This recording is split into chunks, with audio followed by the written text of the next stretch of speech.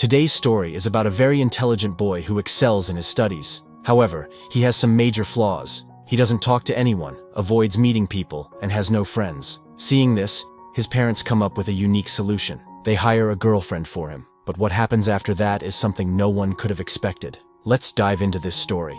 At the beginning of the story, we see a girl named Maddie leaving her house in a hurry. She's rushing because her car is about to be seized by a government employee named Gary. It turns out that before Maddie's mother passed away, she took a loan from the bank to build a house and left it for Maddie. Now Maddie is trying to repay that loan. She works hard during the day as a bartender and drives a cab at night. Gary, who is also one of Maddie's ex-boyfriends, has come to take her car because she couldn't pay the loan installment on time.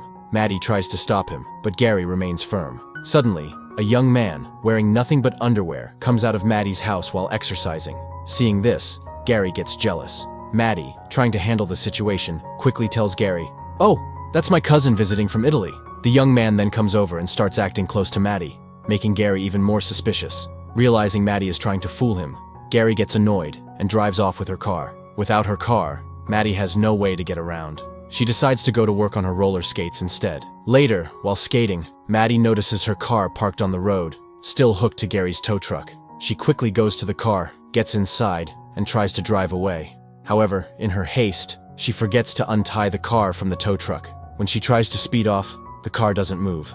At the same time, Gary comes out of a nearby shop, sees what she's doing, and takes her car back.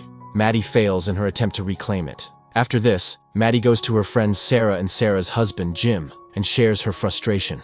She tells them about losing her car and her struggles with the bank loan. Sarah tries to help by searching online for second-hand cars for Maddie, but Maddie sighs and says, "I've already checked everywhere. I doubt I'll find anything better." While browsing online, Sarah stumbles upon an unusual ad. A wealthy family is looking for a girl aged 20 to 25 to be their shy 19-year-old son's girlfriend. The ad mentions that the boy is very intelligent, but struggles with socializing and doesn't have any friends. In return, the family is offering a brand new car as a gift to the girl who can help him overcome his fears and gain confidence. At first, Maddie hesitates because she feels she might be too old for the boy. But after discussing it with Sarah and Jim, she decides to give it a shot. She needs the car desperately, and this might be her only chance. We then see Maddie skating her way to the wealthy family's house. She meets the boy's parents, who explain their situation. They tell her, "Our son Percy is 19 years old and extremely smart, but he doesn't talk to anyone, never goes out, and avoids girls completely. He's scared of things like smoking, partying, or even casual conversations. In his free time, all he does is watch short videos on his phone. We're worried that if this continues, he won't be able to adjust to university life next year." Maddie listens carefully and asks, "So, what do you want me to do?" The parents reply, "We just need you to spend time with him, help him socialize, and boost his confidence. Once we see that he's improving, we'll give you the car. But Percy must never know that we arranged this. You'll have to approach him naturally and make him believe it's all genuine." Maddie agrees to the deal and heads to the shop where Percy works part-time. Wearing a striking red dress, she tries to catch his attention by pretending to adopt a dog. Maddie flirts and tries to impress Percy, but he doesn't fall for her charm. Instead, he becomes visibly nervous. Not giving up, Maddie says, "Why don't I drop you off at your house today?" Percy hesitates and declines, but Maddie insists, picking up his bicycle and putting it in her van. With no other option, Percy reluctantly agrees to go with her. As they drive, Maddie jokingly says, "What if I kidnap you instead of taking you home?" She then steers the car toward her own house instead of Percy's. So, Percy gets scared, and as soon as the car stops, he sprays pepper spray on Maddie's face. Maddie gets out of the car and says, "I was just joking with you! If I had kidnapped you, why would I bring you to my house?" Hearing this, Percy realizes he made a mistake. To make up for it, he gives Maddie a bath using the garden hose, washing off the spray. At the same time, he agrees to go on a date with her that evening.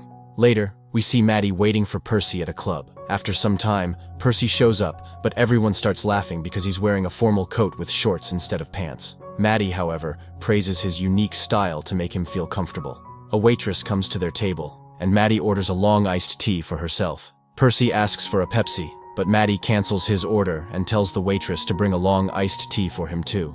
As they start chatting while sipping their drinks, Maddie's ex-boyfriend Travis suddenly appears. Travis, trying to make a scene, shows Percy his engagement ring and talks about his past relationship with Maddie, including how Maddie broke up with him.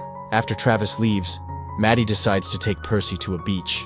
However, the beach was off limits after 8 p.m. Percy hesitates because he doesn't know how to swim, but Maddie encourages him. When Percy refuses to take off his clothes, Maddie boldly takes off her own and jumps into the water. Feeling pressured, Percy also removes his clothes and joins her. While they are in the water, a group of people sneaks in, steals their clothes, and starts walking away. Maddie, furious, storms out of the water in the same condition, beats them up, and retrieves their clothes. She goes back into the water and tries to get close to Percy. But Percy, feeling uncomfortable, tells her, "I feel strange doing this. I don't really know you yet." Maddie, annoyed by his response, storms out, sits in her car, and prepares to leave. Percy tries to get in the car, but Maddie refuses. She tosses his clothes out but keeps his phone, forcing Percy to hang onto the car without clothes. Despite this, Maddie drives off, and Percy clings to the car. The situation becomes chaotic when the police notice and start chasing them. To escape, Maddie drives recklessly and narrowly avoids a major accident as a train speeds past them. Later, we see them at Maddie's house. Maddie tries to lighten the mood by playing songs to attract Percy's attention, but he still doesn't fully understand her intentions. Suddenly, Percy starts feeling itchy and notices he has rashes. Maddie helps him by applying medicine. During this time, they start talking, and Percy apologizes to Maddie, saying, "Maybe it's my zodiac sign acting up, but things just didn't work out today. Let's try again tomorrow." Maddie agrees. The next day, Maddie and Percy meet again. They go to various places, have fun, and spend quality time together. Sitting in a quiet spot, they start having a heartfelt conversation. Maddie opens up about her family and how her father never accepted her. Percy listens attentively, and after a while, they share a kiss. While there, they meet Percy's friend Jody. Jody and Maddie chat for a bit, but when Percy steps away, Jody warns Maddie, saying, "What are you doing with him? He's just a kid. I know girls like you. Don't think his parents' money is his. If anything happens to Percy because of you, I won't let it slide." In the next scene, Percy and Maddie dress up and go out for dinner. At Maddie's encouragement, Percy gets on stage, plays the piano, and sings a song. His performance impresses everyone, and they cheer and clap for him. Afterward, Percy's friend Natalie approaches and invites him to a party, saying, "It's going to be so much fun. We'll both be at university soon." Percy excitedly agrees. After Natalie leaves, Percy tells Maddie, "She's such a nice girl. We'll go to the party together, and I'll also get my driving license." Percy, with a smile, tells Maddie, "I'm getting a license so I can drive myself on weekends and come to meet you." It was clear from his expression that Percy was getting deeply attached to Maddie, and Maddie was starting to realize this as well. After dinner, the two leave the restaurant, and in the car, Percy starts drinking. He suddenly confesses to Maddie, "I'm ready for you now. I've fallen in love with you, and I want to get intimate with you." Maddie, trying to handle the situation, says, "You've had a drink, and in this state, you won't enjoy your first time. Let's save it for another day." But deep inside, Maddie feels terrible. She remembers the deal she had with Percy's parents, that she's only with him because of an agreement. Percy, unaware of all this, is taking things very seriously, and Maddie begins to feel guilty about playing with his emotions. The next day, Percy confidently tells his parents, "I'm getting my driving license now." His parents are thrilled to hear this, but then Percy adds, "I have a new girlfriend named Maddie, and I don't want a long-distance relationship with her, so I'm not going to the university anymore. I'm grown up now and can make my own decisions." Afterward, Percy takes his dad's car and drives off. Once he's gone, his parents call Maddie and remind her of their deal. They say, "The deal was that you'd get a car for convincing Percy to go to university. You can take the car now, but just make sure he goes." However, Percy overhears their entire conversation through the car's operating system. He feels deeply hurt and realizes Maddie's feelings for him might not have been genuine. Percy invites Maddie to his house, and despite knowing everything, introduces her to his parents. During dinner, he sarcastically makes fun of Maddie's age and then abruptly leaves the table. Furious, Percy takes that car with the help of his friend and crashes it into a tree. After returning home, Percy storms into his room and asks Maddie to get intimate with him. Maddie agrees. But because it's Percy's first time, it doesn't last long, and he becomes short of breath. Afterward, Percy reveals, "A tree has fallen on your car." Maddie immediately understands that Percy knows the truth about the deal. Percy, filled with anger and disappointment, says, "I thought you really liked me, but I was just a joke to you." Maddie pleads, "No, Percy, you're wrong. I really do like you. The deal was only to save my house, but I genuinely care about you and love you." Despite her explanation, Percy angrily tells Maddie to leave. Maddie returns home, heartbroken. She feels guilty for hurting Percy's emotions, while Percy goes back to his old habits, playing games and watching short videos. One day, Maddie gathers the courage to meet Percy again. She tells him, "Our friendship was real.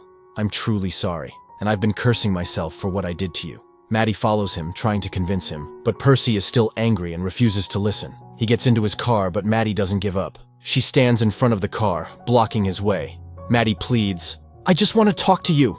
Percy coldly responds, "I don't care about you anymore. Leave me alone," and starts driving. As Percy drives toward the beach, Maddie clings to the car, shouting for him to stop. The car suddenly veers into the sea, and Maddie falls into the water. Percy immediately stops the car, jumps out and rescues Maddie, pulling her to the shore. Maddie, shivering and emotional, says, "I'm so sorry, Percy." This time, Percy breaks down and hugs Maddie tightly, forgiving her as they both cry. In the final scene, Percy is seen packing his bags and getting ready to leave for university. He bids goodbye to his parents and steps outside. To his surprise, Maddie is standing there with a playful smile, asking, "Does anyone need a cab?" They both laugh, and the story ends on a sweet and happy note, filled with romance and fun. If you enjoyed this story, don't forget to like the video and subscribe to the channel for more funny and heartwarming stories.